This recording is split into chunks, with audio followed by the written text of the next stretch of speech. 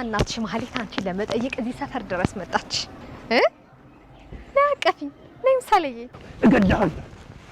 በአንዷ በአይኔ ብሌን ነው የመጣችሁት፣ በምሳሌ ነው የመጣችሁት። እሺ እገድልሃለሁ። ምንድን ነው የምታደርጊው?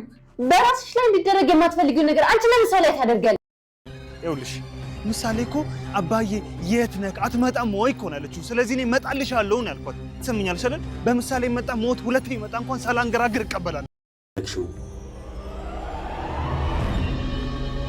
አትናገሪ።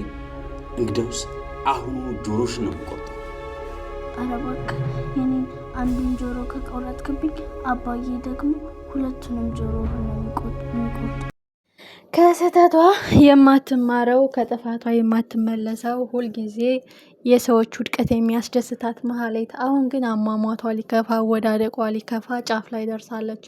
መድብልና ብሩክ ብዙ ጊዜ እድል ሰጥተዋታል። እንደ ሰው መልካም ልብ ይኖርሽ፣ ሁልጊዜ ከፍታን አትመኝ፣ ሁልጊዜ ገንዘብን አታነፍንፊ፣ አወዳደቅሽ የከፋ ነው። መሀሌት ብዙ ጊዜ በሴትነትሽ ትቼሻለሁ፣ በሴትነትሽ ምሬሻለሁ፣ የመጨረሻው ግን በቤተሰቤ ከመጣሽ እኔው ራሴ ጨርስሻለሁ ብሎ አስጠንቅቆ ቢለቃትም መሀሌት ግን ከፍታን አልጠላም፣ ግድ የለም ከፍ ካልኩኝ እነሱን አጠፋቸዋለሁ በማለት ከካሌብ ሞሲሳ ጋር መስራት ጀምራለች።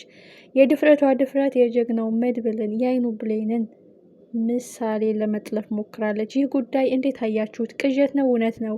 ወጥመድ ነው ወይስ ቁም ነገር ነው? መድብል ለመሀሌት ያጠመደላት ወጥመድ ይመስላችኋልን?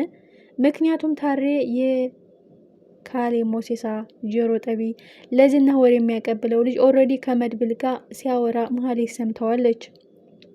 ስለዚህ ይች ልጅ አሳልፋ ለካሌብ ሞሲሳ ትሰጠኛለች በማለት ይችን ልጅ ቶሎ አንገቷን ቅጭልኝ ብሎ ለመድብል ነግረው ሊሆን ይችላል። አንተ ጋር ሳወራና ጠበቃው ላይ አንድም ብለህ ሀሳብ እንዳሰጥ ጠበቃውን በእጅ አስገብቼ ለካሌብ አመጣለታለሁ።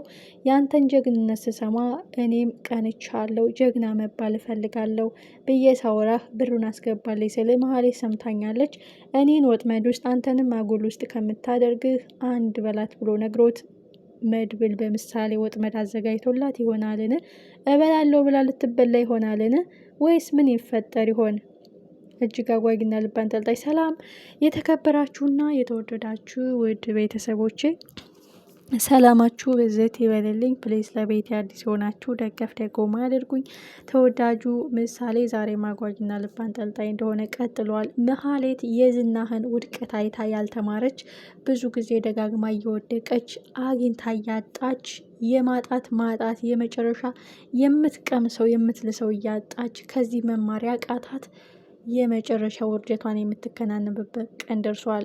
መሀሌት አንቺ በቤተሰባችን ላይ ያልፈጸምሽው ግፍ፣ ያላነሳሽው ዱላ፣ ያልወረወርሽው የድንጋይ አይነት፣ ያልወረወርሽው ጠጠር የለም። እኛ እንደ ሰውነትና እንደ ሴትነቶች ተሳንሽ ነው። አንቺን ማጥፋት ለእኛ ያን ያህል አይደለም።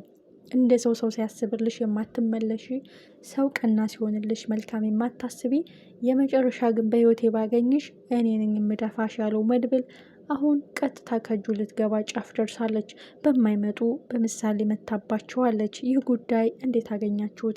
ጀግናው መድብል አይደለም ለእሷ ተንኮል ለጉራውና ለዛ ጅንነኝ፣ ደፋር ነኝ፣ ቆራጥ ነኝ፣ እኔን የሚነካ የለም የሚለው ዝናህን ዘርሮታል። የሚገባውን ቅጣት ሰጥቶ ዘብጥ እያውርዶታል። እሱን አይታ ያልተማረች መሀሌት አሟሟቷ እንዲከፋ አወዳደቋ የከፋ እንዲሆን ወስናለች።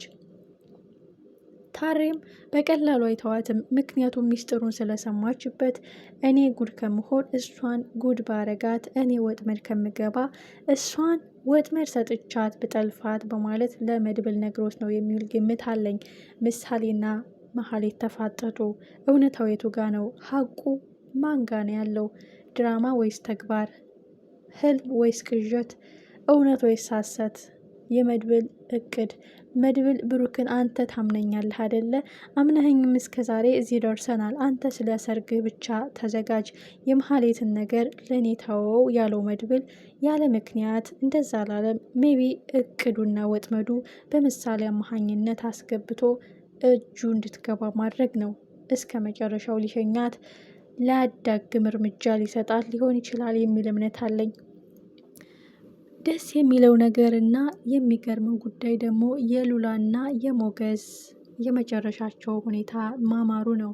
ከዝና ጭንቀት፣ ከዝና ወጥመድ፣ ከዝና ስቀቀን አምልጠው ድርጅታቸውና ንብረታቸው፣ ገንዘባቸው ተመልሶ አሁን ጥሩ ጊዜ እያሳለፉ የተመኙትን ህይወት እየኖሩ ነው። መድብልና ብሩክ ህመማችን ህመማቸው፣ ደስታቸው ደስታችን ሆኖ እኩል የተጋፈጡልን፣ ዛሬም ከነሱ ጎንነን። ሁሉ ቢሳካልንም እነሱ ጋር ልንርቅ ከነሱ ልንሸሽ አንችልም። አሁን እኛን የሚያስፈራን የለም። የእነሱ ግን ትልቅ ጥላት አላቸው። ካሌብ ሞሲሳ ዝና ቢወድቅ እሱ መጥቷል። እሱ ደግሞ በዙሪያችን እሱን ዝናህን እንደጣለው ሲያውቅ መድብልን ሊያጠምደው መምጣቱ የማይቀር ጉዳይ ነው በማለት ከነ መድብል ጎን እንደሚሆኑ ቃል ገብተዋል።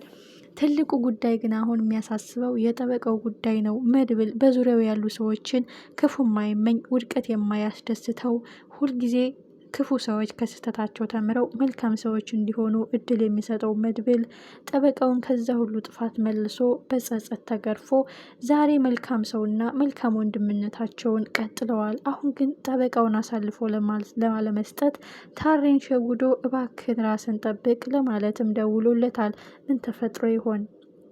መሀሌት በድጋሚ መድብል እጅ ከገባች ከዝና የበለጠ ውድቀቷን ከዝና የበለጠ ሽንፈቷን የምትቀምስበት ቀን የደረሰ ይመስለኛል። እናንተስ እንዴት አገኛችሁት? ቀጣይ ክፍልስ ምን የሚፈጠር ይመስላችኋል?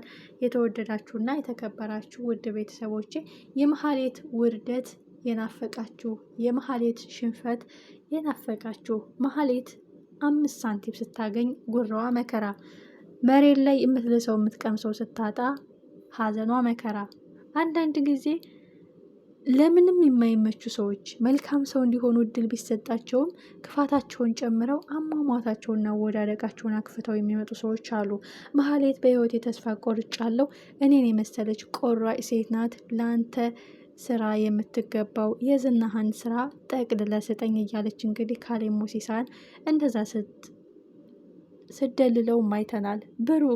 ብሩክ አሁን በአይኔ ነው የመጣችብኝ፣ በአይኔ ብሌን በምሳሌ መታብኝ፣ ደግሞ እድል የማልሰጣት ለአፍታ እንኳን ምረት የማልሰጣት ነገሩ የመድብል ስህተት ነው። የዛን ቀን እንዲሁ መልቀቁ እንደ ዝና የሚገባትን ቅጣት ማግኘት አለባት። አሁን ግን እስርና እገት አይደለም ለሷ፣ እስከ ወዳኛው ነው ማሰናብታት ብሏል። ይህ ጉዳይ ተግባራዊ እንደሚሆን ተስፋ እናደርጋለን። የመሀሌት ከውድቀቷ አሟሟቷ አንዳንድ ጊዜ ተመክረው ያልገባቸው እድል ተሰጥቷቸው ያልተጠቀሙበት ቻንስ ተሰጥቷቸው ልባቸውን ያልመለሱበት ሰዎች መጨረሻቸው ከመሞቱ አሟሟቱ የሚባል አሟሟት ነው የሚሞቱት ማለት ነው። የመሀሌት ውርደት በቀጣይ ምዕራፍ በጉጉት